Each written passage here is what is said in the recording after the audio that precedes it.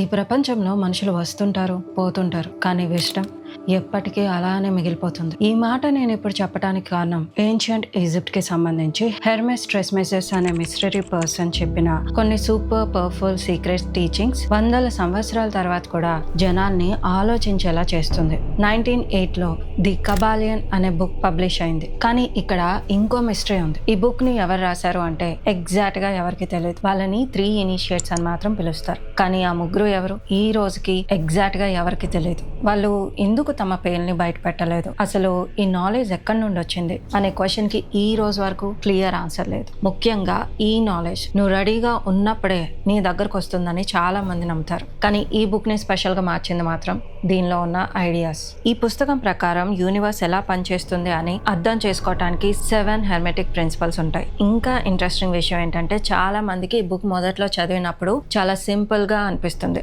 కానీ మళ్ళీ చదివే కొద్దీ అవే లైన్స్ కొత్త మీనింగ్ తో కనిపిస్తాయి. అందుకే కొంతమంది ద కబాలియన్ బుక్ ని ఒక బుక్ లా కాదు, అదొక పజిల్ లా చూస్తారు. చాలా బుక్స్ ఆన్సర్స్ ఇస్తాయి, కానీ ఈ బుక్ చాలా క్వశ్చన్స్ ఇస్తుంది. నీ గురించి, నీ మైండ్ గురించి, ఇంకా నువ్వు రియాలిటీ అని దేన్నైతే నమ్ముతున్నావో అది ఎంతవరకు నిజం అనే విషయం గురించి ఈ పుస్తకం డీటెయిల్ గా వివరిస్తుంది. సో వందల సంవత్సరాలుగా క్యూరియాసిటీని క్రియేట్ చేస్తున్న ఆ 7 హెర్మెటిక్ ప్రిన్సిపల్స్ ఏంటో ఇప్పుడు చూసేద్దాం.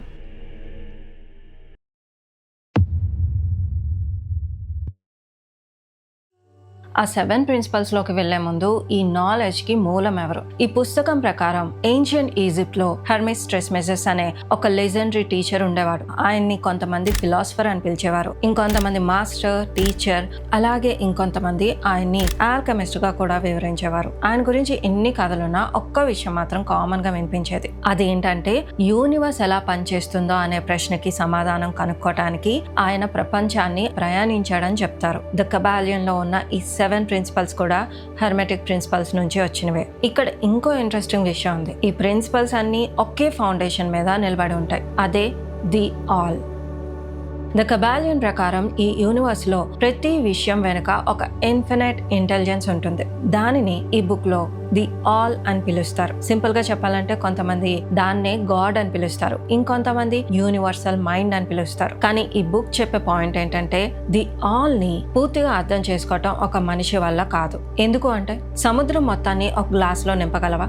అలాగే ఇన్ఫినైట్ ని నీ లిమిటెడ్ మైండ్ తో పూర్తిగా అర్థం చేసుకోలేవు. అందుకే గాడ్ ఎవరు, ఎలా ఉంటారు అని ఆలోచించి వాదించే కన్నా ఈ యూనివర్స్ ఏ ప్రిన్సిపల్ ప్రకారం పనిచేస్తుందో అర్థం చేసుకోవటం మీద ఈ పుస్తకం ఫోకస్ చేస్తుంది. ఆ ప్రిన్సిపల్స్ లో మొదటి ప్రిన్సిపల్ ఏంటి? అది కూడా ద కబాలియన్ లో ఉన్న ద మోస్ట్ ఫేమస్ ప్రిన్సిపల్.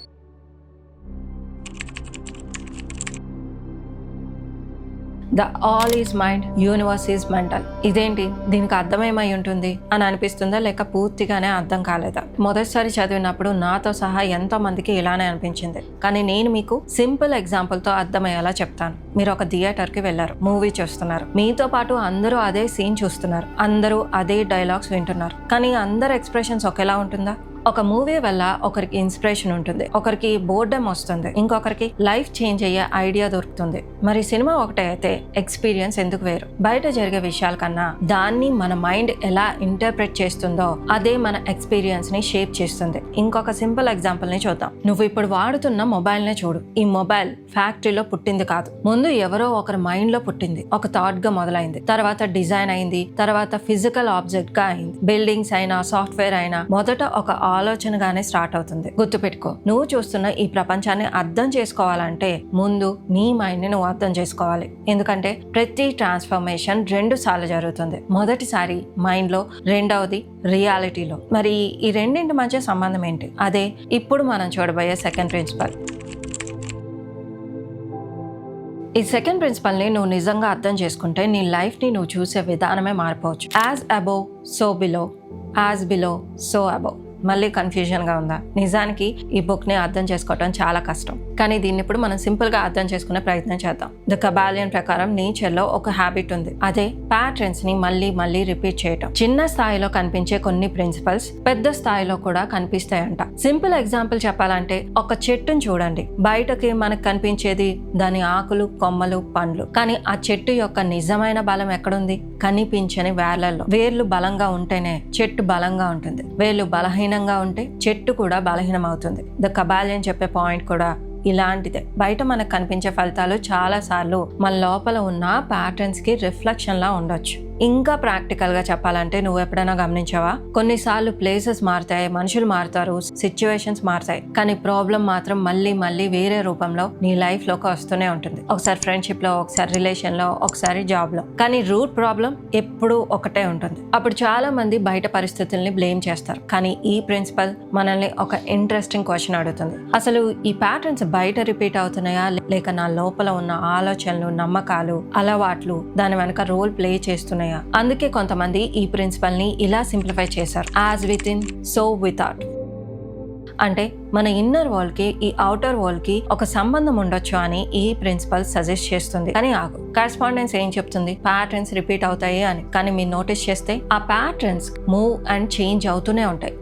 ఎందుకంటే ద కబాలియన్ ప్రకారం ఈ యూనివర్స్ లో ఏది స్టాటిక్ గా ఉండదు. ప్రతి ఒక్కటి కదులుతూ మూవ్ అవుతూనే ఉంటుంది. అంటే ప్రతి ఒక్కటి వైబ్రేట్ అవుతూనే ఉంటుంది. ద కబాలియన్ బుక్ ఎందుకు ఇంత ఫేమస్ అయిందో ఇప్పుడు మీకు అర్థమవుతుంది. అదే మనం మాట్లాడుకోబోయే థర్డ్ ప్రిన్సిపల్, వైబ్రేషన్.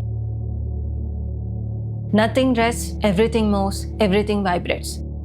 ఒక విషయం చూస్తే సూర్యుని చుట్టూ ప్లానెట్స్ మూవ్ అవుతాయి, భూమి కూడా మూవ్ అవుతూనే ఉంటుంది. మనం కూడా అదే భూమిపై ఉన్నప్పటికీ దాన్ని మనం ఫీల్ అవ్వలేం, ఎందుకంటే మనం కూడా అదే మూమెంట్ లో ఉన్నాం. అలాగే ఇప్పుడు నీ కళ్ళ ముందుకు వచ్చే విషయానికి వస్తే, నీ చేతిలో ఉన్న మొబైల్, నీ రూమ్ లో ఉన్న చైర్, అలాగే ఒక రాయి లేదా ఒక మెటల్ పీస్ ని చూడు. ఇవన్నీ పూర్తిగా ఎప్పుడు నిశ్చలంగా ఉన్నట్టు కనిపిస్తాయి కదా, కానీ మైక్రోస్కోపిక్ లెవెల్లో చూస్తే దాని లోపల ఉన్న మాలిక్యూల్స్, ఆటమ్స్, పార్టికల్స్ అన్ని నిరంతరం కదులుతూనే ఉంటాయి. ద కబాలియన్ చెప్పే పాయింట్ ఏంటంటే, యూనివర్స్ లో ప్రతి విషయం మూమెంట్ లోనే ఉంటుంది. యూనివర్స్, నేచర్, ఆఖరికి మన సిచ్యువేషన్స్ కూడా. ఇంకా ఇంట్రెస్టింగ్ విషయం ఏంటంటే, మనం కలర్స్ అంటాం కదా, కానీ ప్రతి కలర్ కూడా ఒక వైబ్రేషనల్ రేంజ్ వల్లే కనిపిస్తుంది. ఒక వైబ్రేషన్ రేంజ్ మనకి రెడ్ కలర్ లో కనిపిస్తుంది, అలాగే మరొక రేంజ్ బ్లూ కలర్ లో కనిపిస్తుంది, ఇంకొక రేంజ్ మనకు అసలు కనిపించదు కూడా. అంటే మన కళ్ళకి రియాలిటీ మొత్తం కనిపించదు. ఇంకా డీప్ గా వెళ్తే ద కబాలియన్ ప్రకారం మ్యాటర్, ఎనర్జీ, మైండ్, స్పిరిట్ ఇవన్నీ వేరు విషయాల్లా కనిపిస్తాయి, కానీ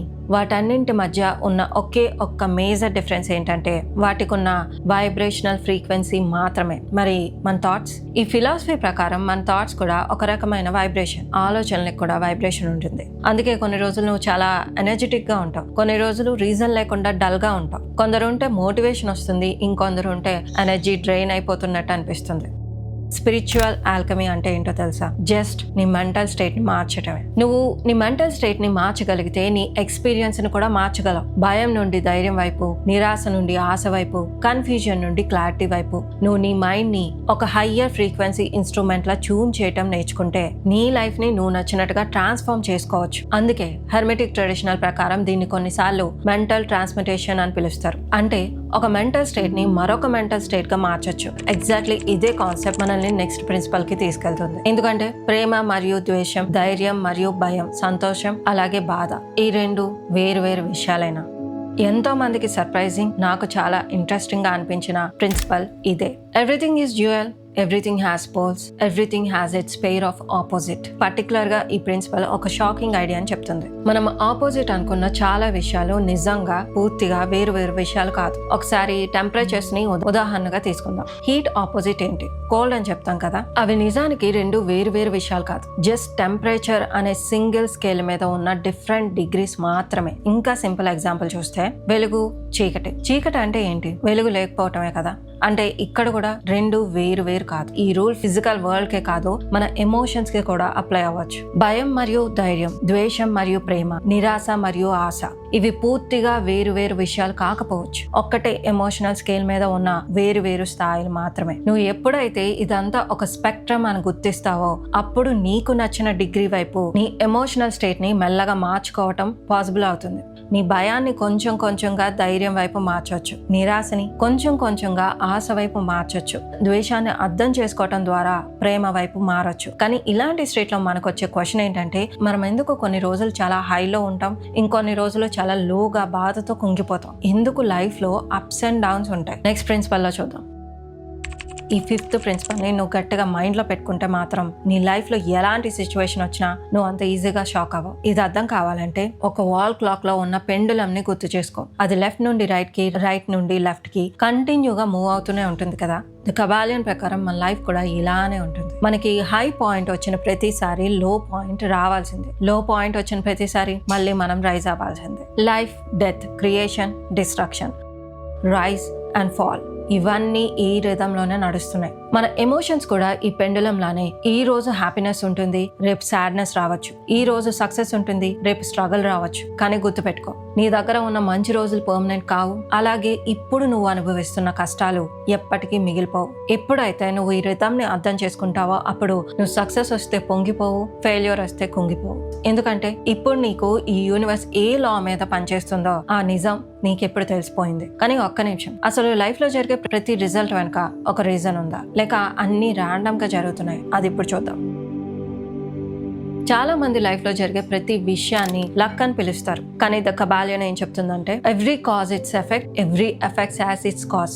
అంటే ప్రతి రిజల్ట్ వెనుక ఒక కాజ్ ఉంటుంది, ప్రతి కాజ్ వెనుక ఇంకో కాజ్ ఉంటుంది. మనం చూసేది కేవలం చైన్ లో ఉన్న లాస్ట్ లింక్ మాత్రమే. దాన్నే మనం లక్ అని పిలిచేస్తాం. చాలా మంది లైఫ్ లో జరిగే విషయాలకి కేవలం రియాక్ట్ అవుతూనే ఉంటారు. పరిస్థితులు మార్చేస్తే వాళ్ళు కూడా మారిపోతారు. జనాలు ఏం చెప్తే అదే నమ్ముతారు. కానీ ద కబాలియన్ ఒక ఇంట్రెస్టింగ్ ఐడియా అని చెప్తుంది. ఎప్పుడు ఎఫెక్ట్ లా బ్రతకడం కన్నా కాజ్ లా బ్రతకడానికి ట్రై చేయి. అంటే ప్రతిసారి నీ లైఫ్ ఎటు తీసుకెళ్తుందో అటు వెళ్ళిపోవటం కాదు, నీ చాయిస్ తో నీ డైరెక్షన్ ని నువ్వే డిసైడ్ చేసుకోవటం. నువ్వు రొటీన్ గా రియాక్ట్ అవుతావా, లేక కాన్షియస్ గా నెక్స్ట్ స్టెప్ ని నువ్వే క్రియేట్ చేసుకుంటావా, చాయిస్ నీదే.